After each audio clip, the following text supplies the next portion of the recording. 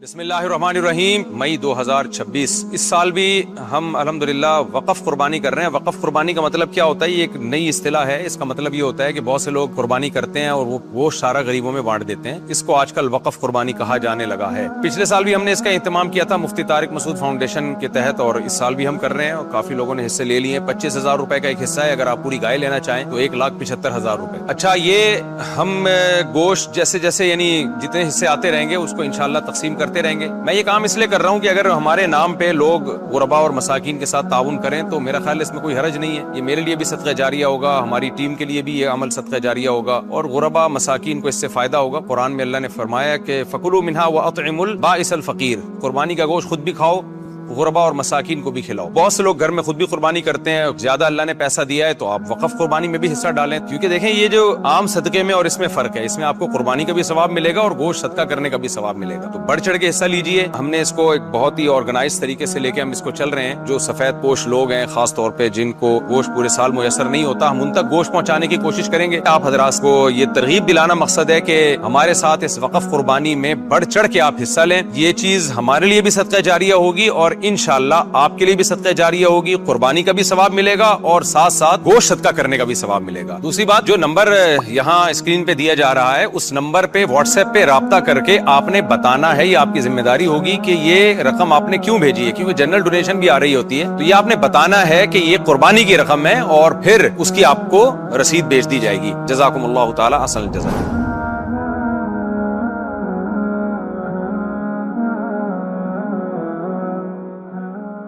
الحمد لله نحمده ونستعينه ونستغفره ونؤمن به ونتوكل عليه ونعوذ بالله من شرور أنفسنا ومن سيئات أعمالنا من يهده الله فلا مضل له ومن يضلله فلا هادي له ونشهد أن لا إله إلا الله وحده لا شريك له ونشهد أن محمدا عبده ورسوله صلى الله تعالى عليه وعلى آله وأصحابه وبارك وسلم تسلیما کثیرا کثیرا، اما بعد فاعوذ باللہ من الشیطان الرجیم، بسم اللہ الرحمن الرحیم، وما خلقت الجن والانس الا لیعبدون۔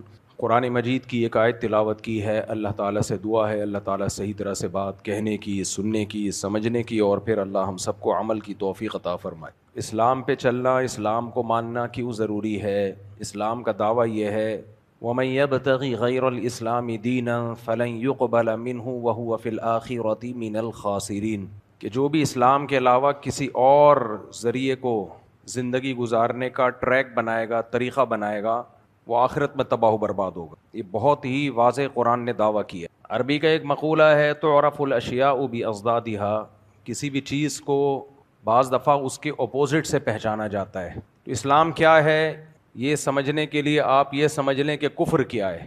مسلم کسے کہتے ہیں؟ تو مسلم کو میں سمجھانا شروع کروں مسلم کسے کہتے ہیں، اس سے زیادہ آسان یہ ہے کہ کافر کسے کہتے ہیں، یہ سمجھنا آسان ہے۔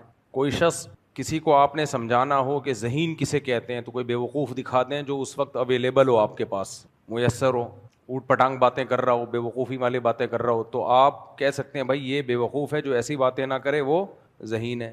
تو جو چیز مارکیٹ میں اویلیبل ہوتی ہے، میسر ہوتی ہے، وہ بطور مثال کے پیش کی جاتی ہے۔ ذہین لوگ دنیا میں کم ہوتے ہیں تو وہ ان سے ملانا، ان کے بارے میں سمجھانا تھوڑا مشکل ہوتا ہے۔ بیوقوف بہت ہوتے ہیں دنیا میں، آپ لوگ کے علاوہ کی بات کر رہا ہوں، تو اس لیے یہ بتا دیا جائے یہ بیوقوف ہے، خود ہی لوگ سمجھ جائیں گے۔ تو دنیا میں چونکہ کافر زیادہ ہیں، مسلمان کم ہیں، اس لیے یہ سمجھانا آسان ہے کہ کفر کسے کہتے ہیں، کفر کسے کہتے ہیں۔ پہلی بات تو یہ سمجھ لیں کہ اللہ کی نظر میں سب سے بڑا جرم کفر ہے۔ ہماری نظر میں کفر بڑا جرم نہیں ہے، ہماری نظر میں یہ ہے کہ انسان کے اخلاق اچھے ہونے چاہیے، آپ کے ساتھ اس کا رویہ اچھا ہونا چاہیے، بس اس کو ہم اچھا انسان سمجھتے ہیں۔ اللہ کی نظر میں سب سے بڑا جرم وہ کفر ہے۔ دیکھو شریعت کا ایک ظاہری قانون ہے، ظاہری قانون جو دنیا میں نافذ ہوتا ہے اس میں بعض جرم چھوٹے ہیں ان کی سزا زیادہ ہے، بعض جرم بڑے ہیں ان کی یا تو سزا ہی نہیں ہے یا سزا کم ہے۔ یہ دنیا کے قانون ایک الگ ہے، دنیا کے ضابطے الگ ہیں۔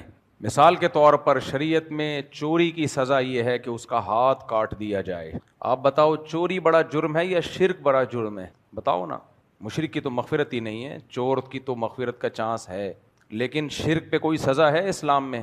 بولو کیا ہو گیا بھائی؟ کوئی سزا نہیں. دنیا مشرکوں سے بھری ہوئی ہے. اسلامی حکومتیں جہاں بھی قائم ہوئی ہیں تو کسی غیر مسلم کو اس بیس پہ قتل نہیں کیا گیا کہ یہ غیر مسلم ہے، بلکہ اسلام میں اجازت ہی نہیں ہے کہ کسی شخص کو مذہب پہ مجبور کیا جائے یا اس کو پنشمنٹ دی جائے اس بیس پہ کہ وہ غیر مسلم ہے. لا اکراہ فی الدین قد تبین الرشد من الغی. اللہ کہتے ہیں دین میں زبردستی نہیں ہے، ہدایت اور گمراہی واضح ہو چکی، لہذا اس میں زبردستی نہیں ہے. فمن شاء فلیؤمن ومن شاء فلیکفر. جس کا دل چاہے اسلام لے آئے، جس کا دل چاہے کفر پہ قائم رہے، لیکن انا اعتدنا جہنم للکافرین نزلا. آخرت میں نہیں چھوڑوں گا میں. تو خود اسلام کی نظر میں بھی دنیا میں معیار کچھ اور آخرت میں معیار کچھ اور. خود اسلام نے بھی اس کو مانا ہے. عجیب بات آپ کو بتاؤں، دیکھو قرآن نے کہا کہ الزانیۃ والزانی فاجلدوا کل واحد منہما مئۃ جلدہ. ایک جگہ کا الزانی لا ینکح الا زانیۃ او مشرکہ. بدکار آدمی کو دلچسپی ہوتی ہے بدکار عورت سے نکاح کی عام طور پہ، اور بدکار عورت کو بھی بدکار مرد سے نکاح میں دلچسپی ہوتی ہے. دیندار آدمی، حیادار آدمی وہ انٹرسٹڈ ہوتا ہے حیا والی عورت سے نکاح کرنے میں، اور جس عورت کی طبیعت میں حیا ہوگی وہ بھی کس سے نکاح کرنا چاہے گی؟ حیادار آدمی سے. پچھلے سال غالباً ایک ٹک ٹاکر کا کیس آیا تھا نا کہ اس نے اپنی بیوی کو ڈیورس دی اس بیس پہ کہ یہ بڑی نیک پرہیزگار ٹائپ کی ہے، مجھے چاہیے کوئی ماڈرن. تو قرآن کی آیت کا یہی مطلب ہے جو قرآن نے کہا نا کہ بدکار لوگوں کو دلچسپی کس میں ہوتی ہے، ان کو تھوڑی با حیا با پردہ. لیکن اس کے باوجود آپ دیکھو قرآن مجید نے یہود و نصارہ کی عورتوں سے نکاح کی اجازت دی، حالانکہ بدکار عورت بدکاری یہ کم جرم ہے اور کفر یہ زیادہ بڑا جرم ہے. لیکن دنیا کے قانون الگ ہیں. اگر یہود و نصارہ کی عورت پاک دامن ہے تو نکاح کر سکتے ہیں اس سے آپ. وجہ اس کی ہے کہ دنیا جن اصولوں پہ گزاری جاتی ہے، دنیا میں کامیابی کے اصول وہ ڈیفرنٹ ہیں. تبھی قرآن نے کہا کہ ہم تمہیں یہود و نصارہ کی عورتوں سے نکاح کی اجازت دے رہے ہیں، لیکن وَمَن يَكْفُرْ بِالْإِيمَانِ فَقَدْ حَبِطَ عَمَلُهُ. اس سے تم یہ نہ سمجھ لینا کہ اللہ کی نظر میں کفر ہلکا جرم ہے. نکاح کی اجازت کسی اور بیس پہ دی جا رہی ہے. وَمَن يَكْفُرْ بِالْإِيمَانِ، جو ایمان کے ساتھ کفر کرے گا جیسے یہود و نصارہ نے کیا، اعمال برباد، آخرت میں اس نے جانا جہنم میں ہی ہے. تو کتنا بیلنس رکھا نا قرآن نے کہ تم ایسا نہ ہو کہ یہ سمجھنا شروع کر دو کہ چلو کوئی بات نہیں مذہب چھوڑ دو. جب بیوی عیسائی ہو، مسیحی ہو، یہودی ہو اور شوہر مسلم ہو تو چلتا ہے.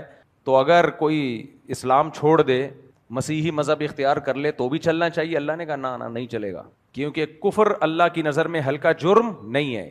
جب پرمیشن مل رہی ہے کہ غیر مسلم یہود و نصارہ سے نکاح کر سکتے ہو تو یہ وہم ہو سکتا تھا نا کہ اللہ کی نظر میں کفر ہلکا جرم ہے، تبھی تو اللہ ان کی عورتوں سے نکاح کی اجازت دے رہا ہے. تو اللہ نے اگلی آیت میں بتا دیا کہ نہ ہلکا جرم نہیں ہے. اجازت کیوں دے رہا ہے؟ اللہ کہہ رہے ہیں دنیا کے اصول کیا ہیں، وہ الگ ہیں.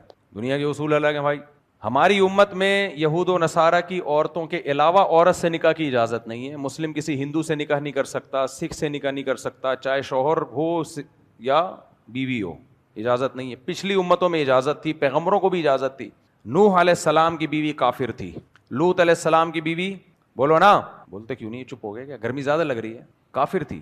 اور قرآن کہتا ہے یہ دونوں اللہ کے برگزیدہ پیغمبر قیامت کے دن اپنی بیویوں کو اللہ کے عذاب سے نہیں بچا سکتے. لیکن عجیب بات ہے کہ لوط علیہ السلام کی بیوی ہو یا نوح علیہ السلام کی بیوی ہو، دنیا میں کسی پیغمبر کی بیوی کافر تو ہو سکتی ہے، بدکار نہیں ہو سکتی. آپ سمجھ پا رہے ہیں میں کیا کہنا چاہ رہا ہوں؟ نبی صلی اللہ علیہ وسلم نے فرمایا وَلِدْتُ مِن نِكَاحٍ لَا مِن صِفَاحٍ. کیا مطلب؟ آدم علیہ السلام سے لے کے اب تک میرے نسب میں کوئی داغ نہیں ہے. اور نسب میں داغ مرد سے پیدا ہوتا ہے یا عورت سے؟ بولتے کیوں نہیں؟ عورت سے. مرد سے تھوڑی پیدا ہوتا ہے نسب میں داغ. اس لیے یہ جو آج کل فیمنزم ہے نا اور فیمنسٹ عورتیں ہیں، یہ بڑا اس پہ وہ ایشو کرتی ہیں کہ وہی بدکاری عورت کرے تو یہ بڑا چیختے ہیں، وہی بدکاری مرد کرے تو اتنا نہیں چیختے. بھائی بدکاری دونوں کے لیے سیم جرم ہے، لیکن عورت کے لیے زیادہ بڑا جرم اس لیے ہے کہ مرد کے بدکاری کرنے سے اس کے نسب میں خلل واقع نہیں ہوتا، عورت کے بدکاری کرنے سے اس کے نسب میں خلل واقع ہوتا ہے. عورت بدکاری کرے، بچہ پیدا ہو، شوہر سمجھے گا میرا ہے، حالانکہ وہ اس کا نہیں ہے، اس کا تھوڑی ہے وہ. اس لیے مرد اگر زنا کرتا ہے تو عورت 4 گواہ پیش کرے تو مرد کو سزا ملے گی. بیوی اگر زنا کرتی ہے تو مرد 4 گواہ پیش نہ کرے, 4 قسمیں بھی اٹھا لیں تو بھی عورت کو سزا ملے گی. یہاں بھی ایک فرق رکھا گیا ہے. سوال پیدا ہوتا ہے, جرم تو برابر ہے, سزا بھی برابر ہے, 100 کوڑے ہیں یا رجم ہے, اس میں شریعت نے فرق نہیں کیا, لیکن ایک اضافی رائٹ شوہر کو دیا جا رہا ہے جو اس کی بیوی کو نہیں دیا جا رہا. شوہر نے زنا کیا, بیوی کورٹ میں کیس کرے کہ میرے ہسبینڈ نے زنا کیا ہے, کورٹ کہے گی 4 گواہ لے کر آؤ, اگر وہ نہیں لا سکے گی کورٹ کیس کو کیا کرے گی, خارج. لیکن اگر بیوی نے زنا کیا, شوہر کورٹ میں کیس کرے گا میری بیوی نے زنا کیا ہے, کورٹ شوہر سے کہے گی 4 گواہ لے کر آؤ, شوہر کہے گا نہیں ہے میرے پاس, تو پھر کیس خارج نہیں ہوگا, بلکہ کورٹ شوہر سے کہے گی کہ تمہیں یہ رائٹ ہے کہ تم 5 قسمیں اٹھاؤ, اور بیوی سے کہا جائے گا کہ تم بھی 5 قسمیں اٹھاؤ, کہ شوہر جھوٹ بول رہا ہے. اگر بیوی بھی قسمیں اٹھا لے کیس خارج, بیوی قسم نہیں اٹھائے تو کیس خارج نہیں ہوگا. یہ الگ سے ایک رائٹ کس کو دیا گیا ہے, بولو, ہسبینڈ کو. کیوں دیا گیا؟ کہ شوہر نے زنا کیا تھا, بیوی کا صرف اتنا نقصان ہوا کہ بے وفائی, بیوی سے بے وفائی ہے نا. کیا ہو گیا بھائی تم نکاح کیوں کیا جب تم نے ادھر ادھر منہ مارنا تھا؟ بے وفائی ہے. لیکن بیوی جب زنا کرتی ہے تو بے وفائی ہے پلس نسب میں خلل کا خطرہ. اب شوہر ہر بچے کو شک سے دیکھے گا, اس لیے شوہر کو اس بارے میں زیادہ رائٹ دیا گیا ہے, اور عورت کا زنا کرنا زیادہ بڑا جرم سمجھا گیا ہے. لیکن جو ہمارا لبرل طبقہ ہے نا, اس کی کھوپڑی ان چیزوں, ان کی نظر میں بچہ جمشید کا ہو یا غفار کا ہو یا ستار کا ہو, کوئی فرق ہی نہیں. ان کو تھوڑی یہ چیزیں ہونے کہیں گے اسلام نے مرد اور عورت میں فرق رکھا ہے. بھائی مرد اور عورت کا فرق نہیں ہے, دونوں کے جرم کی نوعیت میں فرق ہے. کچھ چیزیں ایسی ہوتی ہیں جو لبرل لوگوں میں, چونکہ وہ غیرت ہی نہیں ہوتی, سب لبرل کی بات نہیں کر رہا ہے, جو نام نہاد لبرلز ہیں ان میں چونکہ غیرت ہی نہیں ہوتی تو وہ بیس ہی نہیں ہے, تو ان کو وہ سمجھانا اونٹ کو رکشے میں بٹھانا ہے. اب میں کبھی کوئی لفظ ترجمہ کرواتا ہوں اے آئی سے نا, کہ اونٹ کو رکشے میں بٹھانا, اے آئی اس کا ترجمہ ہی نہیں کرتا, کیونکہ اے آئی وہ اونٹ کو رکشے میں بٹھا کے دکھا دے گا, وہ سمجھے گا ہی نہیں کہ میں کہنا کیا چاہ رہا ہوں. یہی فرق ہوتا ہے اے آئی سے پوچھنا اور کسی فن کے ماہر سے پوچھنا. آج کل لوگ ہر میڈیسن بھی اے آئی سے پوچھ رہے ہیں. بھائی ایسا نہیں ہوتا, کچھ چیزیں اے آئی بتا دیتے, لیکن ڈاکٹر کوئی فارغ تھوڑی, مسئلے بھی لوگ اے آئی سے پوچھ رہے ہیں. خیر دیکھو, قرآن مجید میں ہر جگہ مرد کا تذکرہ پہلے ہے, عورت کا بعد میں. فطرت ہے نا قرآن, فطرت اللہ التی فطر الناس علیہا, تو اس لیے اللہ تعالیٰ نے ہر جگہ مرد کا ذکر پہلے کیا, عورت کا بعد میں. اب دیکھو قرآن میں آتا ہے ان المسلمین والمسلمات والمؤمنین والمؤمنات, اسلام پہ چلنے والے مرد, اسلام پہ چلنے والی عورتیں, ایمان لانے والے مرد, ایمان لانے والی عورتیں, والمسلمین ان المسلمین والمسلمات والمؤمنین والمؤمنات والقانتین والقانتات, فرما برداری کرنے والے مرد, فرما برداری کرنے والی عورتیں, والقانتین والقانتات والصادقین والصادقات, سچے مرد سچی عورتیں, اور والصائمین والصائمات, روزہ رکھنے والے مرد روزہ رکھنے والی عورتیں, نماز پڑھنے والے مرد نماز پڑھنے والے, والمتصدقین والمتصدقات, صدقہ کرنے والے مرد صدقہ کرنے والی عورتیں. سب کے لیے اللہ نے اجر رکھا ہے برابر, کوئی فرق نہیں ہے, اجر سب کو برابر ملے گا. لیکن جب قرآن بیان کرے گا تو مرد کو ہمیشہ پہلے, عورت کو ہمیشہ بعد میں. سمجھ میں آ رہی ہے بات؟ تھوڑی سی آپ لوگوں کی بھی فضیلت ہونی چاہیے. آج کل کے جو مذہبی اسکالرز ہیں نا, یہ بھی ایک رو میں بہہ گئے ہیں, معاشرے سوسائٹی کے رو میں, کیونکہ یہ دور فیمنزم کا ہے, تو یہ بھی بیلنس رائے نہیں رکھتے. قرآن نے عورت کو بہت سارے حقوق دیے ہیں, وہ دینے چاہیے, لیکن کچھ مردوں کو بھی دیے ہیں, ان کو بھی تو دو. میں بھی کینیڈا کے سفر میں تھا, وہاں ایک اسکالر صاحب کی بات میں نے سنی, وہ کہہ رہے ہیں کہ ہماری یہ سوسائٹی میں بہو جب گھر میں آتی ہے تو کام کرنے کی مشین کے طور پہ اس کو لایا جاتا ہے. یار تم بہوؤں کو باغی بنا رہے ہو سسرال کا. یہ بات 100% غلط ہے کہ بہو کو کام کرنے کی مشین بنا کے لایا جائے, لیکن آپ جس سوسائٹی میں یہ بات کر رہے ہو وہاں ایسا ہے, وہاں تو بہویں ساس کو لفٹ نہیں کراتی ہیں, سسر وہ اوریجنل فادر کو لفٹ نہیں کراتی, فادر ان لا تو کسی کھاتے میں آئی نہیں, اور آپ اس سوسائٹی میں کہہ رہے ہو کہ بہوؤں کو کام کی مشین بنایا جاتا ہے. تو بہوؤں کو اور باغی بنا رہے ہو آپ, صرف بہوؤں کو خوش کرنے کے لیے, ینگ جنریشن کو خوش کرنے کے لیے. جو نام نہاد لبرلز ہیں نا, ان کا سب سے بڑا مسئلہ اس وقت دنیا میں جو بن چکا ہے, ان کے گناہوں کی جو اللہ نے دنیا میں سزا دی ہے, ان کے ریلیشن آپس میں ٹوٹ پھوٹ گئے, بیڑا غرق ہو گیا ان ریلیشن کا آپس میں. نہ بچی باپ کی خدمت کرے گی, نہ بیٹا باپ کا خدمت کرے گا, نہ ماں کی خدمت, نہ بیوی شوہر کی خدمت, نہ ساس سسر کی خدمت, نہ چھوٹا بھائی بڑے بھائی کی, سارا ریلیشن اس کی ایسی کی تیسی ہو گئی. جب جو مذہب مخالف تحریکیں ہیں نا, ان کی بنیاد ہے انڈیویجولزم, ہر شخص میں بس. نہیں آئی سمجھ میں بات؟ اس سوسائٹی میں آپ سوسائٹی جوڑنے کے بجائے صرف نوجوانوں کو خوش کرنے کے لیے, بہوؤں کو خوش کرنے کے لیے, ان لڑکیوں کو خوش کرنے کے لیے جو آپ کے سامنے بیٹھی ہیں, آپ ان کو سسرال کا باغی بنا رہے ہو تاکہ آزاد ہو جائیں وہ. پہلے کون سا وہ کام کر رہی ہیں گھروں میں یار, کون خدمت کر رہا ہے آج کل؟ پرس لٹکا کے صبح صبح جا رہی ہوتی ہیں, I'm going, I'm getting late. پڑا ہوا ہے, کھانس رہا ہے بیچارہ بڈھا, تو لیٹ نہ ہو جائے بھائی. ایک صاحب نے بتایا کہ وہ گوری کو میں نے دیکھا, گوری پرس لٹکائی بھی نا, چھمک چھلو بنی ہوئی آفس میں آئی ہوئی ہے, چھمک چھلو بنی ہوئی آفس میں آئی ہوئی ہے, سوری ہاسپٹل میں. میں نے کہا کیا ہو گیا؟ وہ بزرگ تھے تبلیغ جماعت کے, کہتے ہیں میں نے کہا کیا ہوا مسئلہ؟ کہتی ہیں وہ ایکچولی میرے ہسبینڈ کی رات کو ڈیتھ ہوئی. انگلش میں سمجھا رہی تھی, میری ہسبینڈ کی رات کو کیا ہو گئی ہے؟ ڈیتھ. تو ان کی باڈی ہے, تو مجھے آفس کی دیر ہو رہی ہے اور یہ ڈاکٹر لوگ کہہ رہے ہیں سائن کرو سائن کرو, تو جلدی کراؤ نا, میری جان چھوڑو. لیٹ کر رہے ہیں سائن کرنے میں, یعنی سائن جلدی لینا تاکہ میں آفس. ابے رات کو ڈیتھ ہوئی ہے, نہیں آئی سمجھ میں بات؟ پچھلے ہفتے نہیں, لاسٹ نائٹ ہو گیا نا ٹائٹ. لاسٹ نائٹ کو ڈیتھ ہوئی ہے اور ہاسپٹل میں لاش رکھی ہوئی ہے. کہہ رہی ہے بھائی سائن لو اور پھر جو مرضی کرنا ہے کرو, جلانا ہے جلاؤ, دفنانا ہے دفناؤ, گورنمنٹ کی ہیڈک ہے. یہ بھی وہ عورت ہے جس کا ہسبینڈ ہے. سوچو بوائے فرینڈ کا کیا ہوتا ہوگا, ہسبینڈ کا یہ حشر ہو. اس سوسائٹی میں بہویں کس کی خدمت کریں گی؟ ساس سسر کی. لطیفے کسی اور کو سنایا کرو میرے بھائی.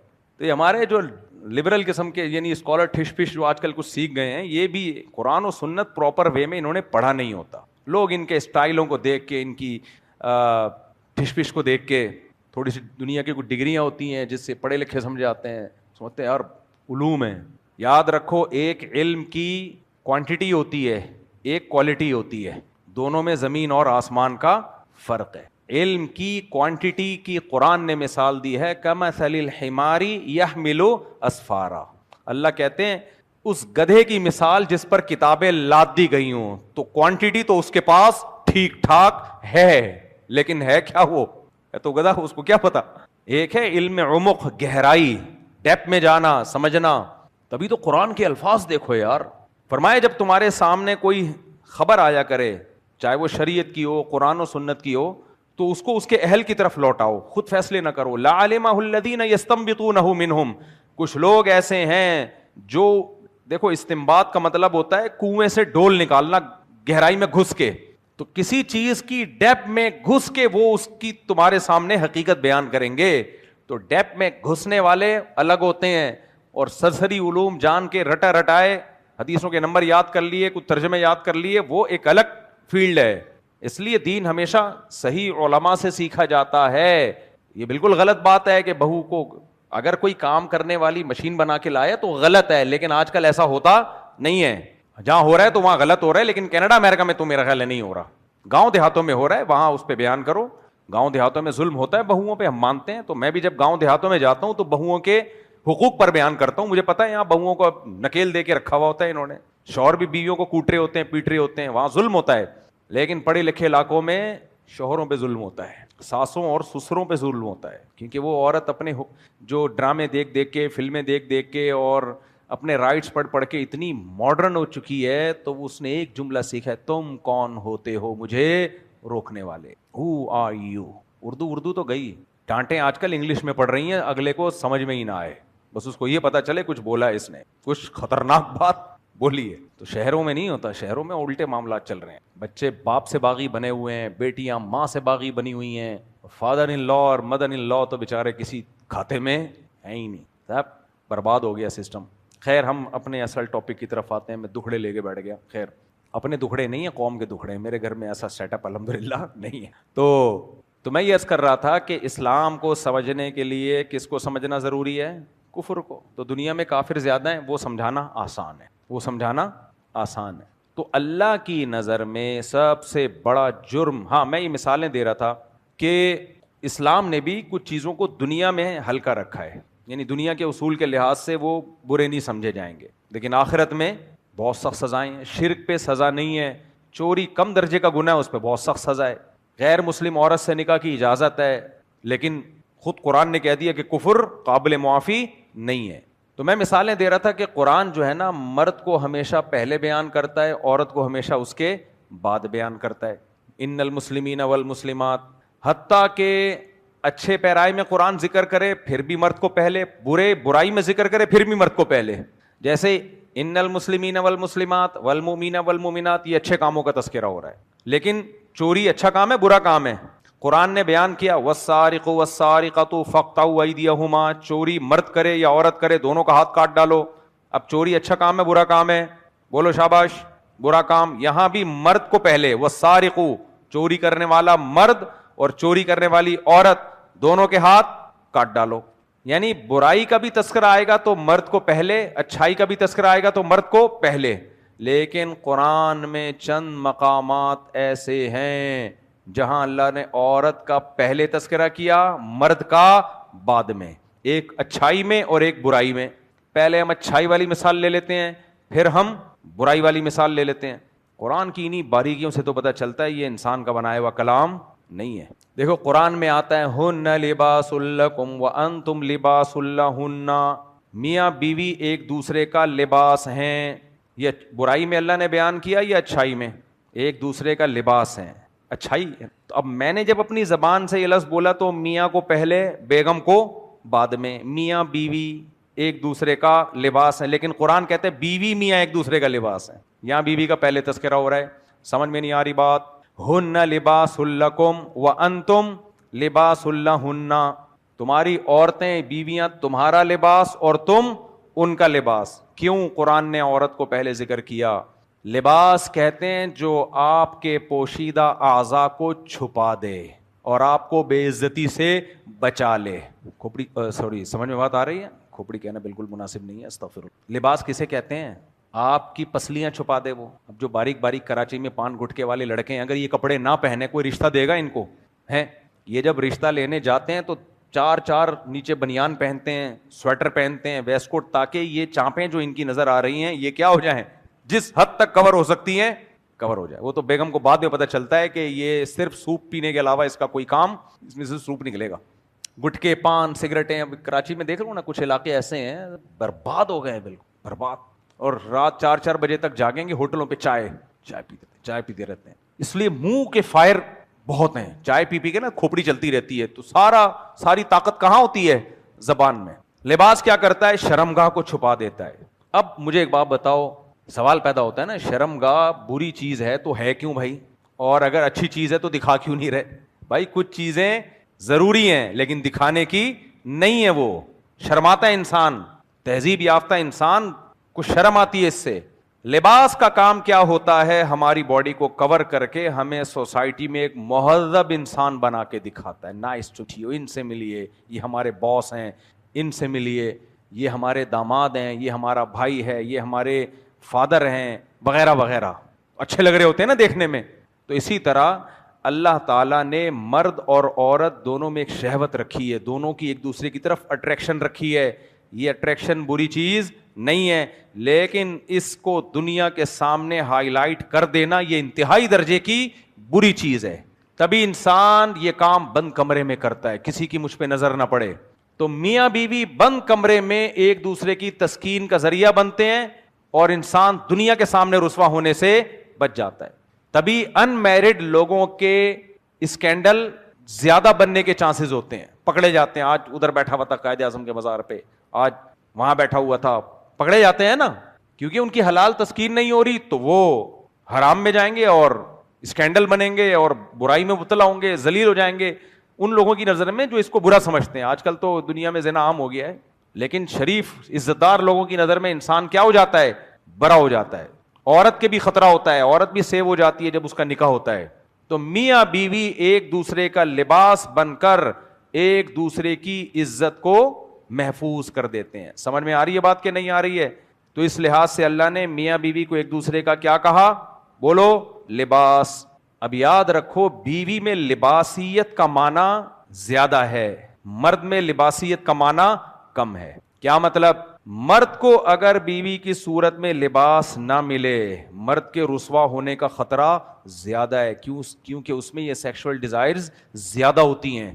عورت کو اگر شوہر کی صورت میں ہسبینڈ نہ ملے تو اس کے ذلیل ہونے کا امکان کم ہے، کیونکہ عورت میں یہ ڈیزائرز بولو کم ہوتی ہیں. یہ جو کچھ حکیموں نے مشہور کیا ہوا ہے نا عورت میں شہوت مرد سے زیادہ ہے، بیکار بات ہے، اس کی کوئی حقیقت نہیں ہے. کچھ حکیم پھینکو بھی ہوتے ہیں. دنیا میں جہاں بھی نر مادہ ہوں گے نر ٹھرکی ہوتے ہیں زیادہ. یہ ٹھڑک زیادہ کس میں ہوتی ہے؟ ابے آپ لوگوں میں ہوتی ہے تو بول دو نا. سب میں ہوتی ہے، نر میں ہوتی ہے. یہ ٹھڑک نر میں زیادہ ہوتی ہے. یونیورسٹیوں میں دیکھ لو لڑکے بھاگ رہے ہوتے ہیں لڑکیوں کے پیچھے. بدنظری لڑکوں میں زیادہ ہے. فوش فلموں کا رجحان لڑکوں میں زیادہ ہے. اور پٹاں غیر اخلاقی حرکتیں، ہینڈ پریکٹس اور یہ سب کس میں زیادہ ہیں؟ مردوں میں زیادہ ہیں. عشق معشوقی کا ریشو مردوں میں زیادہ ہے. تبھی مردوں کو نائٹ فال ہوتا ہے زیادہ بالغ ہوتے ہی. اب اگر مرد جلدی نکاح نہیں کرتا اس کے پکڑے جانے کا خطرہ بولو زیادہ ہے. تو اس کی بیوی اس کے لیے جس طرح لباس بنتی ہے اور اس کو ذلیل ہونے سے بچاتی ہے، یہ اس طرح سے لباس نہیں بنتا، کیونکہ اس میں ڈیزائر آلریڈی کم ہے. ضرورت اس کو بھی ہے لیکن کم ضرورت ہے. تو اس لیے اللہ تعالیٰ نے جب لباس کی بات آئی ہے تو عورت کا تذکرہ بولو پہلے کیا. حضرت عمر رضی اللہ تعالی عنہ کی زوجہ نے ایک دن حضرت عمر کے سامنے تھوڑی زبان چلائی، اونچی آواز سے بات کی. تو کسی نے کہا کہ آپ امیر المومنین اور آپ کا روب اور دبدبہ جس سے روم اور فارس کانپتے ہیں، اور گھر میں بیگم صاحب آپ کو سنا رہی ہیں.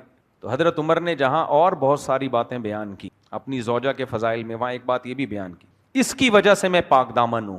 سمجھ میں آ رہی ہے بات؟ اس کی وجہ سے میں بولو نا پاک دامن. بیوی نہ ہو کب تک انسان شہوت برداشت کرے؟ اچھے ہم نے دیکھے ہیں لوگ. علامہ ابن قیم رحمہ اللہ نے ایک واقعہ بہت سارے واقعات نقل کیے ہیں کہ بعض بزرگ ایسے تھے جو بڑے اللہ والے اور بہت پہنچے ہوئے. انہوں نے کہا ہم شادی بیاہ نہیں کریں گے، ہم اللہ صحیح. بیگم آئے گی ٹینشنیں لے کے آئے گی، پھر اس سے محبت بھی ہوگی تو اللہ کی محبت کی سے توجہ تھوڑی ہٹ جائے گی. سمجھ میں آ رہی ہے بات؟ ہم تو پورا ذکر میں، اذکار میں، نماز میں، تبلیغ میں، دعوت میں اپنے آپ کو کھپا دیں گے. کیا ضرورت ہے ان بکھیڑوں میں پڑھنے کی؟ تو بڑے اللہ والے تھے، لوگ آ کے دم کراتے تھے. اب ابن قیم رحمہ اللہ کی بات کو میں اپنے الفاظ میں بیان کر رہا ہوں. لوگ آتے دم کراتے پہنچے ہوئے. حضرت کہاں ہیں؟ نیک. آج کل کبھی کسی عورت کی طرف نظر اٹھا کے نہیں دیکھا، اتنا پہنچے ہوئے. ہمارے یہاں تو پہنچے ہوئے کا یہی مطلب ہے. اور تہجد میں روتے رہتے ہیں، لوگ عبادتیں دیکھتے ہیں بڑے متاثر. کافر ایسے لوگوں کا جب تقویٰ ٹوٹ، کیونکہ وہ شہوت تو ہے نا وہ تھوڑی ختم ہو رہی ہے. بھائی ذکر کرنے سے آدمی ہیجڑا تھوڑی بن جاتا ہے؟ کیا خیال ہے؟ آدمی تو آدمی رہے گا نا. شیخ صاحب کو بھوک بھی لگے گی، پیاس کے وقت، پانی کے وقت پیاس بھی لگے گی، نہیں پانی بھی پینے کا دل کرے گا. آدمی عبادت کرنے سے آدمیت سے تھوڑی نکل جائے گا.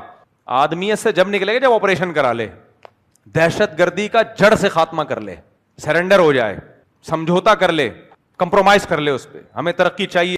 بہت سے ملکوں نے کیا ہے، ملیشیا نے کیا، لیڈیز ملک ہے، ترقی کر لی لیکن پھسپھسے فارغ، کوئی ڈرتا ورتا نہیں ہے. بہت سے اسلامی کنٹریز ایسے ہیں جنہوں نے کمپرومائز کر لیا، ترقی بہت کر لی لیکن غلامی کے اعلیٰ مقام پر ہے. پاکستان نے یہ تو خاندانی کام کیا نا، اس لیے خوش ہو جایا کرو کبھی کبھی پاکستان کی تعریف سن کے. ہر وقت کچھ لوگوں کی دماغ میں کچھ نیگیٹیوٹی کا بھوسا بھر گیا ہے.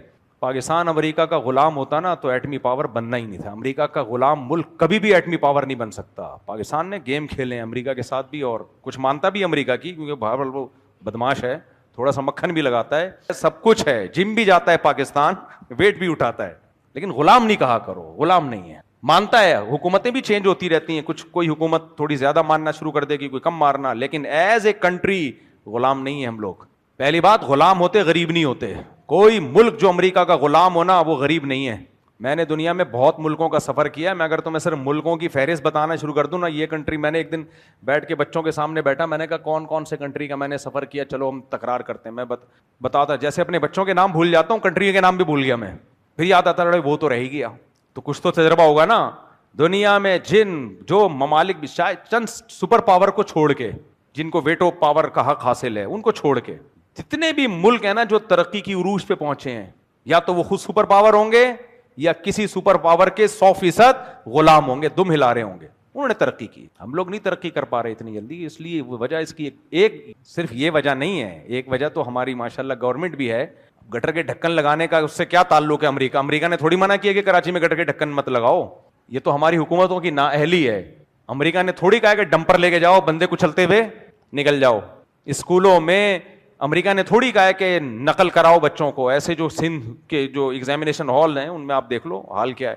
کچھ تو ہمارے حکمرانوں کی نااہلی ہے، لیکن کچھ یہ وجہ بھی ہے کہ ہم 100% غلام نہیں ہیں. تھوڑا سا سر اٹھا کے بات کرنا جانتے ہیں. خیر یہ سیاسی موضوعات آ گئے. تو یہ وہ مقام ہے جہاں اللہ نے ہاں میں بتا رہا تھا وہ ابن قیم رحمہ اللہ نے لکھا کہ کچھ ایسے بزرگ گزرے ہیں جو پہنچے ہوئے تھے. کہاں تھے وہ؟ اللہ، بس ہر وقت اللہ. لوگ بیعت ہوتے ان سے. کہا جب اب میں بتا رہا تھا کہ عبادت کرنے سے آدمی ہیجڑا نہیں بن جاتا. سمجھ میں آ رہی ہے بات؟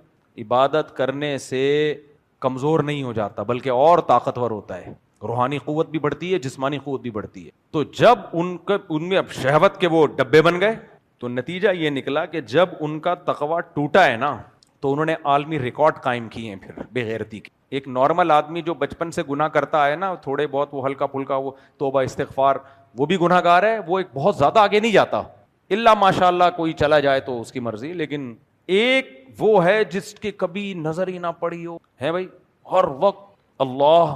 اب اندر سے بھر رہے ہیں، پورے کنستر بن گئے، کنٹینر بن گئے شہوت کے. تو ابن قیم رحمہ اللہ لکھتے ہیں کہ جب ان صوفیوں کا تقویٰ ٹوٹا ہے نا، ٹوٹا، تو انہوں نے عالمی ریکارڈ قائم کیے بے غیرتی اور بے شرمی کی. آج بھی اس کی مثالیں ملتی ہیں. حلال سے دور بھاگے تو پھر ایسا انجام ہوا ان کا. تو اللہ نے کہہ دیا تھا نا ہن لباس لکم، بیوی تمہارا لباس ہے. اللہ نے کہہ دیا تھا نا، تو اس پر عمل کر لیتے تو بچ جاتے اس عذاب سے. اور اللہ نے اسلام میں مرد کو 4 شادیوں کی اجازت اس لیے دی ہے کہ مرد کو لباس کی ضرورت زیادہ ہے. ابھی میں نے بتایا تھا نا عورت کو لباس کی ضرورت یہ والا لباس یہ کم ہے، اس میں ڈیزائنز کم ہوتی ہیں، اس کے لیے ایک آدمی کافی ہے. بعض دفعہ مرد کی صحت اچھی ہوتی ہے، اس کے لیے ایک عورت کافی نہیں ہوتی، وہ پھر بھی برائیوں میں جانے کا خطرہ ہوتا ہے. اس لیے اللہ نے اس کو زیادہ کی اجازت دی ہے. تو یہ دین فطرت ہے، اس نے مرد اور عورت دونوں کو ایک جیسا معاملہ نہیں کیا. دونوں کی ڈیزائرز فطرت کے حساب سے اللہ نے احکامات نازل کیے ہیں. لبرلزم جو آج کل مارکیٹ میں چل رہا ہے اس کی سب سے بڑی خامی یہ ہے کہ وہ مرد اور عورت کو ایک ہی لاٹھی سے ہانکتے ہیں. یہ تو بالکل خدا یعنی فطرت کے ساتھ لڑائی ہو گئی نا. یہ تو نیچر کے ساتھ دونوں کو بنایا ایک جیسا نہیں ہے، تو ایک جیسا کہ بیہیویئر کیوں ہے دونوں کے ساتھ. آج کل جو انٹیاں کہتی ہیں نا ہمارے اندر اور مرد میں کوئی فرق نہیں ہے، تو ان سے بولا کرو بھائی کیوں فرق نہیں ہے. چھپکلی سے آدمی ڈرتا ہے، عورت ڈرتی ہے. ایک چوہا لا کے چھوڑ دو، آپ چوہا کا دم سے پکڑ کے لا کے رکھو گے، وہ دم سے پکڑنا دور کی بات، وہ صرف شوہر سے نہیں ڈرتی، باقی دنیا کی ہر چیز سے ڈرتی ہے. اگر مرد اور عورت میں صلاحیتیں ایک جیسی ہوتی، دنیا کے وہ کنٹریز جو فیمنزم کو بہت پروموٹ کرتے ہیں ان کی آرمی میں مرد اور عورتوں کی تعداد برابر کیوں نہیں ہوتی؟ یہ کیا بات ہے کہ سخت مقامات پہ لڑنے کے لیے، فرنٹ پہ لڑنے کے لیے اور سخت قسم کے جو ٹارگٹ وہ مردوں کو دیے جاتے ہیں، عورتوں کو نہیں دیے جاتے. بھئی ایک جیسے ہیں تو دو نا ان کو بھی ٹارگٹ. یہ امریکہ کی آرمی میں عورتیں زیادہ ہیں مرد زیادہ ہیں؟ بتاؤ، بولو نا. مرد زیادہ ہیں. کینیڈا کی آرمی میں عورتیں زیادہ ہیں مرد زیادہ ہیں؟ مرد بہت زیادہ ہیں، خواتین بہت تھوڑی ہیں. ان کے جو جنگی فائٹر ہوتے ہیں ان میں عورتیں زیادہ ہیں مرد زیادہ ہیں؟ سارے فائٹر مرد ہوتے ہیں، 2-4 فارمیلٹی کے لیے خواتین رکھی ہوئی ہوتی ہیں فائٹر، تاکہ یہ دنیا کو پیغام جائے ہم خواتین کی حقوق کے علم بردار ہیں، ہم مرد اور عورت میں فرق نہیں کرتے. بھائی پھر فرق کو اس کو ہم جب مانیں گے جب جتنے فائٹر مرد ہوں اتنی فائٹر عورتیں ہوں. تو اور جو کام عورت کو فطرت نے اس کے ذمے لگایا تھا نسل بڑھانا، وہ کام انہوں نے عورت سے لے لیا. نتیجہ کیا نکلا؟ جاپان میں آپ کو اچھے سائنٹسٹ ملیں گے، اچھے ڈاکٹر ملیں گے، مائی مارکیٹ سے شارٹ. ابھی کل ہمارے دوست ارشاد بھائی کا جاپان سے فون آیا، مفتی صاحب جاپان میں نیا قانون پاس ہو گیا ہے. میں نے کہا کیا ہو گیا؟ کل کی بات ہے. جاپان میں یہ قانون بنایا ہے جو عورت بچہ پیدا کرے گی اسے یہ سہولتیں ملیں گی. 1 بچہ ہو، 2 ہو، 3 ہو، 10 ہو. جاپان گورنمنٹ کہہ رہی ہے جتنی جیپنیز خواتین ہیں جتنے زیادہ بچے پیدا کریں گی فری پھوکٹ میں اتنے پیسے ملیں گے. میں نے کہا یہ اس لیے جاپان کی گورنمنٹ قانون بنا رہی ہے کہ جاپان میں اچھے ڈاکٹر انجینئر پیدا ہوئے مائے مارکیٹ سے شارٹ. جو عورت کی بنیادی کام تھا، جب مرد اور عورت کا فرق مٹاؤ گے تو یہی ہوگا. عورت کہے گی، کبھی کوئی مرد بیوی سے کہتا ہو بیگم مجھے بھی بچہ چاہیے، تم پیدا کر کے دکھاؤ نا تو تمہیں پتا چلے کتنی تکلیف ہوتی ہے. مانا یہ تو قرآن نے کہا تکلیف ہوتی ہے، لیکن اس کا یہ مطلب تھوڑی ہے کہ آپ اس ذمہ داری سے پیچھے ہٹ جائیں. یہ تکلیف شوہر نے تھوڑی لگائی ہے، یہ فطرت نے لگائی ہے، خدا نے، اللہ نے لگائی ہے. اور کچھ تکلیفیں اللہ نے مردوں کو لگائی ہیں تو وہ مرد کرے گا. محنت مزدوری والے کام عورت کرے گی، مرد کرے گا. جوڑیا بازار میں جا کے دیکھو کیسے کمر پہ اتنے بھاری بھرکم بوجھ اٹھا کے ٹرکوں پہ سامان لاد رہے ہیں. یہ عورت کر رہی ہے، مرد کر رہا ہے یہ کام. اب یہ مرد اپنی بیویوں سے بولیں تم کبھی 30 کلو کی بوری کمر پہ اٹھا کے ٹرک پہ لوڈ کرو تو پتا چلے گا، لہذا آج سے میں نہیں کما رہا. بھائی جو کام آدمی کے ہیں, بارڈر پہ کون لڑتا ہے ملک کے دفاع کے لیے؟ عورتیں لڑتی ہیں, آدمی لڑتے ہیں. ابھی پاکستان میں جب سے دہشت گردی شروع ہوئی ہے 20 سال سے, لاکھوں مرد قتل ہو چکے ہیں, شہید ہو چکے ہیں لڑتے ہوئے. فوجی شہید ہوئے ہیں, ہزاروں تو ہوئے ہی ہوں گے, لاکھوں کے مراد آبادی کے لاکھوں. اور اگر صرف فوجیوں کو دیکھا جائے, اب یہ فوجی اپنی بیگم سے بولیں کہ تم جا کے لڑو, کیونکہ میں تو تنخواہ مل رہی ہے, میں گھر میں تمہیں بھیجتا ہوں, تو بیگم بولے کوئی احسان تھوڑی کر رہے ہو بھائی, تمہاری ذمہ داری ہے. تو کیا کہ ٹھیک ہے بیگم تم جا کے لڑو نا, بارڈر پہ تو پتا چلے. تو یہ دعویٰ صحیح ہوگا؟ وہ کہے گی لڑے گا, تمہارا باپ بھی لڑے گا, تو فوج میں گیا تو لڑنے کے لیے تو گیا ہے, تنخواہ اسی چیز کو تو مل رہی ہے, اور تجھے جو بیوی بچوں کے الگ سے بینیفٹس مل رہے ہیں وہ بھی اسی بیس پہ مل رہے ہیں کہ لڑنے کے لیے تو گیا بھائی, میں کیوں لڑوں, یہ تیرا کام ہے. تو اسی طرح بھائی بچے پیدا کرنا کس کا کام ہے؟ آپ کا کام ہے, میرا کام نہیں ہے. عورت کو بھی بیوقوف بنا دیا, جو اس کی سب سے بڑی نعمت تھی اولاد, اس سے نعمت چھین لی. تکلیف ہوتی ہے لیکن اس تکلیف کے بعد انعام ملتا ہے عورت کو بچے کی شکل میں. تبھی تو قرآن کہتا ہے یَهَبُ لِمَن يَشَاءُ إِنَاثًا, جس کو چاہتا ہوں بیٹیاں گفٹ میں دیتا ہوں, جس کو چاہتا ہوں بیٹے گفٹ میں دیتا ہوں. یہ گفٹ تھا جو عورت کو ملنا تھا, اس گفٹ کو کہہ دیا کہ عذاب ہے, ذمہ داری ہے. نہیں آئی میرا خیال ہے بات سمجھ میں, اس لیے میرے بیان میں جب آیا کرو تو دیسی بن کے آیا کرو, ٹھیک ہے نا. میں ان فیمنزم اور یہ دیسی لوگوں کی باتوں سے بالکل بھی متفق نہیں ہوں, اور میں یہ بھی دعویٰ کرتا ہوں کہ عورت کو جو عزت خدا کی قسم اسلام نے, محمد صلی اللہ علیہ وسلم نے دی ہے, وہ ان لبرل لوگوں سے کروڑہ گنا زیادہ دی ہے. اس کے بعد ہمیں اپنی بہنوں بیٹیوں کے لیے ان فیمنزم عورتوں کو سننے کی بالکل بھی ضرورت نہیں ہے. ہمیں اپنی بہنوں بیٹیوں کے حقوق کے لیے اسلام ہمارے پاس ہے جو ہمیں حقوق دلاتا ہے. نبی صلی اللہ علیہ وسلم ہے جو ہمیں حقوق دلاتے ہیں. یہ والے حقوق ہمیں نہیں چاہیے کہ میرا جسم میری مرضی. یہ ہماری بیٹیوں بہنوں کو, قوم کی بیٹیوں بہنوں کو برہنہ کر رہے ہیں, کپڑوں سے آزاد کر رہے ہیں. اور عورت جب کپڑوں سے آزاد ہوگی, عورت کا فائدہ نہیں ہے. عیاشی کس کی ہے؟ مرد کی. مرد تو چاہتا ہے عورتیں بغیر کپڑوں کے گھوما کریں, ٹھڑک تو مردوں میں ہوتی ہے. یہ کبھی یہ نعرہ نہیں لگاتے کہ مرد یہ کہہ رہا ہوں میرا جسم میری مرضی, میں کپڑے پہنوں نہیں پہنوں. کبھی ایسا سنا آپ نے؟ کیونکہ پتہ نہیں پہنے گا تو لوگ بولیں گے پہن لے بھائی, میرے پیسے سے زکات سے لے لے یار, تو پہن لے. اس کو دیکھ کے ٹھڑک نہیں پوری ہو رہی نا. عورت جتنی بے لباس ہوگی, ہوس کس کی پوری ہوگی؟ آدمی کی ہوس پوری ہوگی. تو آدمی تو چاہتا ہے بے لباس ہو. تو آدمیوں کی عیاشی بڑھانے کے لیے اس طرح کی عورتوں کو مارکیٹ میں لایا جا رہا ہے جو کہہ رہی ہے میرا جسم میری مرضی. یقیناً جس کا جسم ہے اسی کی مرضی ہے, لیکن اللہ نے اس تک پہنچنے کے لیے عورت کے گرد مردوں کا پہرا بٹھا دیا ہے, جیسے پھول کے گرد کانٹے ہوتے ہیں. باپ کا, بھائیوں کا پہرا بٹھا دیا ہے کہ اس تک پہنچنا ہے, پہلے آؤ, ہم دیکھیں گے تم اس قابل ہو کہ اس کو تمہارے حوالے کیا جائے یا نہیں کیا جائے. کرتے کیا ہو؟ وہ بتائے گا میں جی ڈاکٹر ہوں. آمدن کتنی ہے؟ جی 2-2.5 کروڑ کما لیتا ہوں, کسٹم میں ہوگا. خیر, خاندان کیا ہے؟ جی فلاں سادات قبیلے سے ہوں. رہتے کہاں ہو؟ ڈیفنس میں رہتا ہوں. اپنا گھر ہے کرائے کا ہے؟ یہ سوالات ہوتے ہیں کہ نہیں ہوتے؟ اپنا ذاتی گھر ہے. جی عمر کتنی ہے؟ ابھی 2 دانت کا ہوا. بقرعید کا سیزن چل رہا ہے نا, تو 2 دانت 4 دانت ہی چلا, ابھی 2 دانت کا ہوا ہوں. ہر چیز میں پرفیکٹ ہوگا. چلو بھائی, اس کے بعد بھی استخارہ نکال رہے ہوتے ہیں. اس کے بعد جا کے عورت تک انسان پہنچتا ہے. پھر ساری زندگی کا خرچہ اس شوہر کے ذمے. بچہ پیدا ہوگا, خرچہ کون اٹھائے گا؟ تو اٹھائے گا. بچے کی تعلیم کا خرچہ کون اٹھائے گا؟ بولو اس میں عورت کو زیادہ حق مل رہا ہے یا یہ جو میرا جسم میری مرضی؟ آپ کے ہاں کوئی رشتہ لینے کے لیے آیا, کرتا کیا ہے؟ کچھ نہیں کرتا, رشتے ہی تلاش کرتا ہوں, اس کے علاوہ کوئی کام نہیں کرتا. آمدن کتنی ہے؟ بس پان گٹکے کے پیسے ملتے ہیں, وہ بھی ابا سے. رہتا کہاں ہے؟ صرف خوابوں اور خیالوں میں رہتا ہوں. خوابوں کی طرح تھا نہ خیالوں کی طرح تھا, وہ شخص ریاضی کے سوالوں کی طرح تھا. الجھا ہوا ایسا کہ کبھی کھل نہیں پایا, سلجھا ہوا ایسا کہ مثالوں کی طرح تھا, شطرنج کی الجھی ہوئی چالوں کی طرح. یہ شعر بھی سنا دیا. یعنی یہی جب جو فارغ ہوتے ہیں نا, پھر اسی طرح کی بات کر رہے ہوتے ہیں. کہاں رہتے ہو؟ خوابوں خیالوں میں رہتا ہوں. کہاں سوتے ہو؟ برساتی نالے میں. دے گا وہ, گلی کے کتے چھوڑ دے گا آپ کے پیچھے. انہوں نے عورت کے حصول کو اتنا آسان بنا دیا. میں نے خود بڑے بڑے خاندانوں کی لڑکیاں سائیکلوں میں پنچر لگانے والوں کے ساتھ بھاگتی ہوئی دیکھی. میں نہیں کہہ رہا سائیکل میں پنچر لگانے والے برے ہوتے ہیں, لیکن ہر شخص کا ایک خاندانی لحاظ سے اسٹیٹس تو ہوتا ہے نا. کیوں انہوں نے لڑکی کو بیوقوف بنایا؟ بھاگ گئے, لے کے بھاگ گئے. کوئی چرسی کے ساتھ بھاگ رہی ہے, کوئی. جب مرد کسی عورت پہ ڈورے ڈالتا ہے تو اپنی حقیقت تھوڑی بتاتا ہے, تو بیوقوف بناتا ہے اس کو. خیر, تو ایک مقام وہ ہے جہاں اللہ نے عورت کا پہلے ذکر کیا, لباس. دوسرا مقام زنا. قرآن کہتا ہے الزانیۃ والزانی فاجلدوا کل واحد منہما 100 جلدہ، زنا کرنے والی عورت اور زنا کرنے والا مرد دونوں کو 100 کوڑے مارو. حکومت کو حکم دیا جا رہا ہے. یہاں اللہ نے مرد کا پہلے ذکر کیا یا عورت کا؟ عورت کا. اچھے مقام میں بھی ایک جگہ عورت کا پہلے، یہاں بھی عورت کا. وجہ کیا ہے؟ کہ چوری کے جرم میں دونوں برابر ہیں، مرد ہو یا عورت. مرد بھی چوریاں کرتے ہیں، عورتیں بھی کرتی ہیں، دونوں کا جرم کیا ہے؟ سیم. اس لیے قرآن نے اپنے اصل اصول جو مرد کو پہلے عورت کو بعد میں، لیکن زنا میں دونوں برابر نہیں. عورت کا زنا کرنا زیادہ برا ہے بنسبت مرد کے زنا کرنے کے، کیونکہ اس میں حیا بھی. دیکھو زنا پہ ابھارنے والی شہوت ہوتی ہے، وہ مرد میں زیادہ عورت میں کم، اور زنا سے روکنے کی چیز ہے حیا، وہ عورت میں زیادہ اور مرد میں کم. حیا بھی زیادہ شہوت بھی کم، پھر تم نے کیسے کر لیا؟ اور مرد میں حیا بھی کم اور خواہش بھی زیادہ.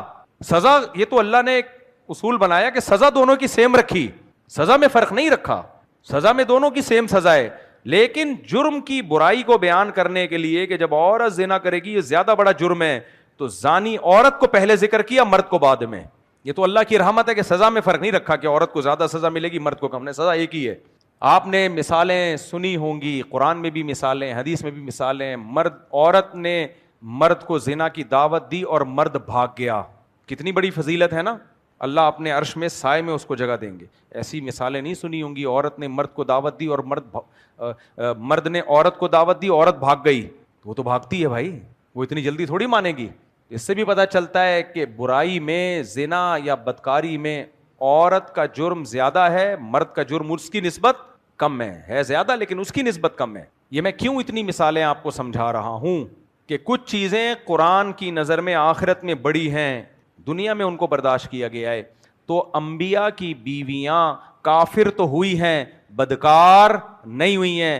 تو دنیا میں بیوی کا بے دین ہونا اتنا خطرناک نہیں ہے، فاحشہ ہونا، مردوں سے تعلقات کا ہونا یہ زیادہ خطرناک ہے. کافر ہونا اتنا خطرناک نہیں ہے، غیروں سے تعلق ہونا یہ زیادہ خطرناک ہے. نہیں آئی میرا خیال ہے بات. اس لیے نکاح میں جو چیز بیوی میں دیکھنے کی ہے سب سے پہلے کیا؟ پردہ. آپ کے علاوہ اس کی نظر کہیں اور نہ اٹھتی ہو. آج باہر ملکوں میں اتنی بے وفائی اور اتنے شکوک و شبہات لوگوں کے دلوں میں پیدا ہو گئے ہیں نا، پریشان ہیں لوگ. بیویوں کا موبائل چھپ چھپ کے دیکھ رہے ہوتے ہیں، وہ شوہر کا موبائل، کسی کو کسی پہ اعتماد نہیں. جیسے زندگی کی گاڑی چلے گی، کبھی وہ پکڑا جا رہا ہے کبھی وہ پکڑی جا رہی ہے. کیا ہے یار؟ مجھے ایک ترکی کی ایئرپورٹ پہ ایک نو مسلم ملے جو ابھی نئے نئے مسلمان ہوئے تھے، ہندو سے کنورٹ ہوئے تھے، یورپ کے کسی کنٹری میں رہتے تھے، میں نام نہیں لیتا کنٹری کا. اسلام قبول کیا، بڑی اچھے، بہت چارٹرڈ اکاؤنٹنٹ تھے، بہت پڑھے لکھے آدمی تھے. اب 6 گھنٹے کا اسٹے تھا ہمارا ترکی میں، تو بڑی اچھی گپ شپ ہو گئی ان سے. مجھے ایسے لوگ اچھے لگتے ہیں، پڑھے لکھے بھی ہوں اور پھر ان کے دل میں ایک دین سے محبت بھی ہو. پڑھا لکھا آدمی جو بھی ہے، بیٹا ویڈیو نہیں بناؤ، پڑھا لکھا آدمی جو بھی ہے وہ میچور ہوتا ہے، وہ اسلام لاتا ہے تو اسلام کو پراپر وے میں سمجھ کے، کوئی جذباتی نہیں ہوتا وہ. تو بہت سی باتیں پتہ چلتی ہیں ان میں. جو ایک قدر مشترک بات تھی نا، جو سارے غیر مسلموں میں تقریباً، میں نہیں کہہ رہا کہ 100% ایسے ہی ہیں، لیکن کفر کی جو ان کو سب سے بڑی سزا دنیا میں ملی ہے نا، وہ یہ ہے کہ ایک جو سب سے پیارا رشتہ میاں بیوی کا ہوتا ہے، وہی رشتے میں دراڑیں، بے اعتمادی کی. یہ چیز تقریباً سب میں کامن. اللہ نے ایک دوسرے کے سکون کے لیے پیدا کیا، ایک دوسرے کے ساتھ رہنے کے لیے پیدا کیا، اور اس رشتے کی بیس ہی یہی تھی کہ ایک دوسرے پہ ٹرسٹ ہے. جب وہ ٹرسٹ ہی ختم ہو گیا، دیکھو باپ بیٹے کے رشتے کی بیس ایک دوسرے پہ ٹرسٹ نہیں ہے، ماں بیٹے کے رشتے کی بیس ایک دوسرے پہ ٹرسٹ. ماں سے اس لیے محبت ہے، اس نے جنا ہے، اس کو ٹرسٹ ہو نہ ہو آپ نے کیا کرنا ہے، وہ آپ کی محسن ہے، آپ کے ساتھ خیر خواہ ہے، وہ باپ آپ کے ساتھ خیر خواہ ہے. لیکن میاں بیوی کے جو رشتے کی بیس ہی ایک دوسرے پہ ٹرسٹ ہے، ورنہ کیا ضرورت ہے پھر طوائف خانے میں جائے آدمی منہ کالا کرے وہاں جا کے. اس رشتے کی بیس ہی ٹرسٹ پہ تھی، اور یہ سب سے ضروری رشتہ ہے. اچھا بھائی، قربانی کا گوشت کتنے دن تک استعمال کر سکتے ہیں؟ قربانی کا گوشت کتنے عرصے تک کھا سکتے ہیں؟ کچھ لوگ کہتے ہیں قربانی کا گوشت محرم الحرام سے پہلے ختم ہو جانا چاہیے. قربانی کا گوشت 3 حصوں میں تقسیم کرنا لازم ہے. قربانی کے گوشت کو 3 حصوں میں، یعنی اپنے علاوہ رشتہ داروں اور غریبوں میں تقسیم کرنا لازم ہے، یا سارا گوشت خود بھی رکھ سکتے ہیں. بنت طالب کراچی سے، بہتر یہ ہے کہ 3 حصے کر دیں، ایک رشتہ داروں کے لیے، ایک مستحقین کے لیے، غریبوں کے لیے، اور ایک اپنے لیے. کوئی لازمی نہیں ہے آج کل تو جتنے رشتہ دار ہیں اکثر قربانی کر رہے ہوتے ہیں، تو اگر رشتہ داروں کا حصہ نہ بھی رکھا تو 1/3 آپ غریبوں کے لیے نکال دیں تو بھی ٹھیک ہے۔ اور اگر کوئی خود غریب ہے اور بچوں کو گوشت پورے سال زیادہ مقدار میں کھانے میں نہیں ملتا تو پھر اس کے لیے افضل یہ کہ پورا گوشت خود رکھے گا، کیونکہ اپنے بچوں کا حق دوسروں سے بہرحال زیادہ ہے۔ بعض غریب گھرانے ہوتے ہیں پورے سال گوشت نہیں ملتا ان کو بچوں کو کھانے کے لیے، بچے خوش ہوتے ہیں ابو گائے لائے ہیں بکرا لائے ہیں، اب تو گوشت خوب دبا کے پھوڑیں گے ہم، تو ابا نے اٹھا کے صدقہ کر دیا، تو بچوں کا بڑا اس میں نقصان ہوتا ہے۔ تو شریعت یہ کہتی ہے کہ پہلے اپنے بچے بعد میں دوسروں کے بچے۔ تو اس لیے اگر کوئی غریب ہے اور خاندان بڑا ہے اس کا، تو اس کو چاہیے کہ وہ سارا گوشت خود ہی رکھ لے۔ حرام مغز کھانے کا حکم کیا؟ حرام مغز مکروہ ہے جبکہ اس کا شمار 7 ممنوع اجزاء میں نہیں ہوتا۔ فائز صاحب جدہ سے۔ حرام مغز بیچارے کا نام حرام پڑ گیا ہے، وہ ہے حرام نہیں۔ یہ جو ریڑھ کی ہڈی کے اندر ہوتا ہے یہ پیچھے کی طرف، تو یہ حرام نہیں ہوتا، اس کا نام پتہ نہیں کیوں لوگوں نے حرام مغز رکھ دیا ہے بہرحال یہ حلال۔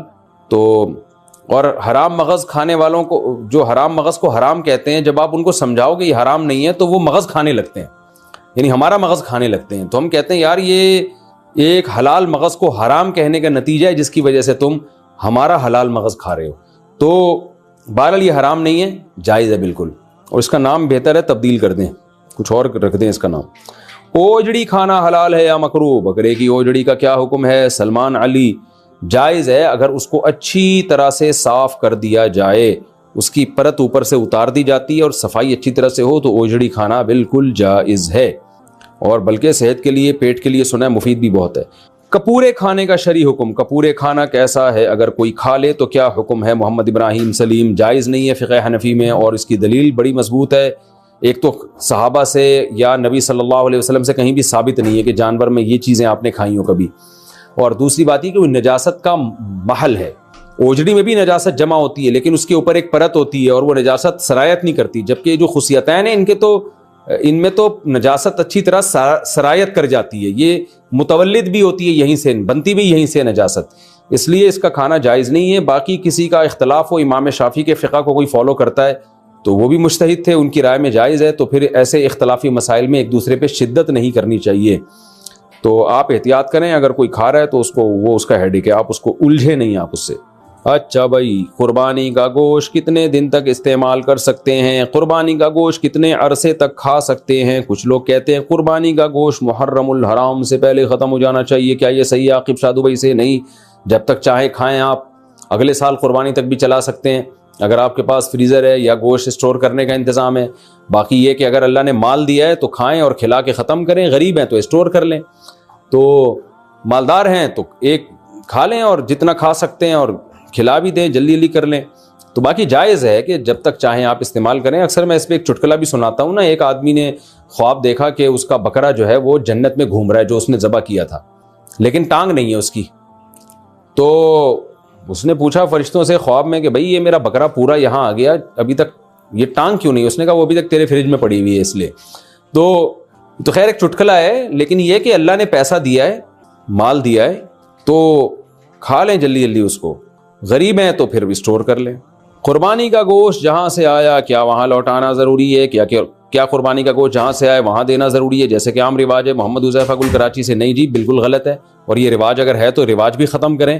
یہ تو نہیں کہ جس نے گوشت بھیجا تو آپ بھی گوشت دیں، تو بالکل غلط ہو گیا، تو فائدہ کیا ہوا اس کا گوشت بھیجنے کا؟ قربانی کی کھال کا کیا کریں، کس کو دیں؟ قربانی کے بعد چمڑے کے مصارف کیا ہیں؟ رحیم الدین متحدہ عرب امارات سے۔ دیکھیں جس نے قربانی کی ہے وہ جانور کا چمڑا خود بھی استعمال کر سکتا ہے، بیچ نہیں سکتا، بیچا تو قیمت صدقہ کرنی پڑے گی، لیکن ویسے استعمال کر سکتا ہے۔ اس سے کھال کو دباغت دے دے، نمک لگا کے رکھ لے، اس کی اسمیل ختم ہو جاتی ہے، سوکھ جاتی ہے، اس کی جائے نماز بنا لے، کچھ بھی بنا لے، یادگار کے طور پہ رکھ لے۔ لیدر تو بڑی ایک قیمتی چیز ہے، بہت ساری چیزیں بن سکتی ہیں اس سے۔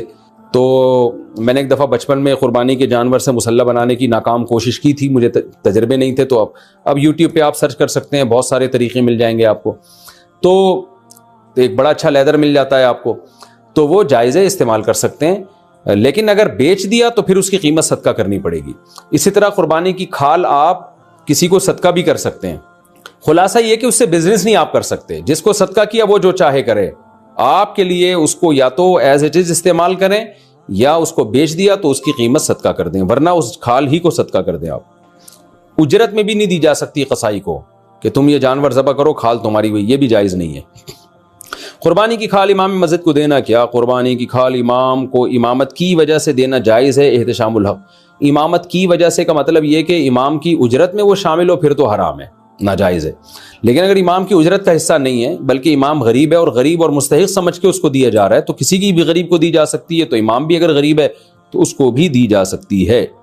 قربانی کی کھال گھر میں استعمال کرنا، کیا قربانی کی کھال اپنے کسی ذاتی استعمال میں لا سکتے ہیں؟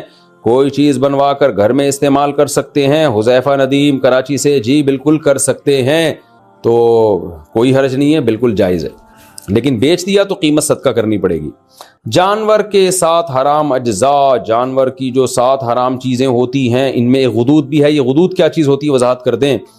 نور الامین حقانی، جانور کے جو چند اعضاء حرام ہیں وہ اس لیے حرام ہے کہ قرآن نے خبیث چیزوں کو حرام قرار دیا ہے، جگہ جگہ قرآن میں آتا ہے، تو کچھ جگہ تو ایسی ہیں جانور کی جہاں ہر وقت گندگی کا وہ یوں سمجھیں کہ مقر ہیں، جیسے خصیتین ہیں یا شرمگاہ ہے، یہ سب ہر وقت گندگی سے آلودہ رہتے ہیں، تو یہ بھی سلیم الطبع انسان کو یہ چیزیں کھاتے ہوئے گھن آتی ہے۔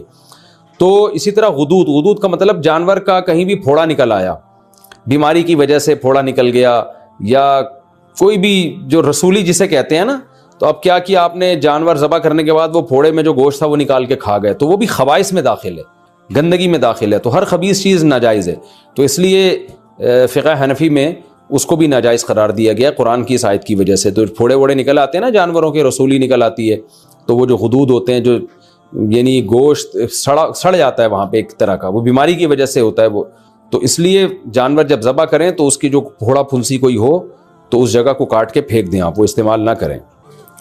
ظہر کی نماز کب تک ادا کہلائے گی؟ اگر کوئی شخص گاڑی میں سویا ہو، گاڑی میں ہو یا کسی اور مجبوری کی وجہ سے ظہر کی نماز عصر کی نماز سے 10 منٹ پہلے پڑھے تو کیا نماز ادا شمار ہوگی؟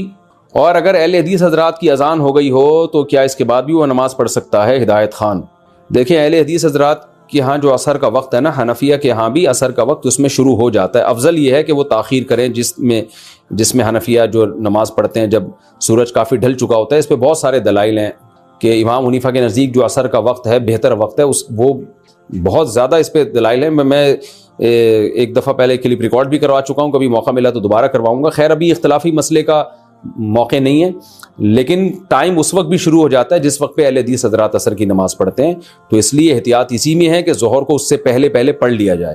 تو اگر ظہر کسی نے اس سے 10 منٹ پہلے پڑھ لیا تو وہ ادا ہی کہلائے گی، قضا نہیں کہلائے گی۔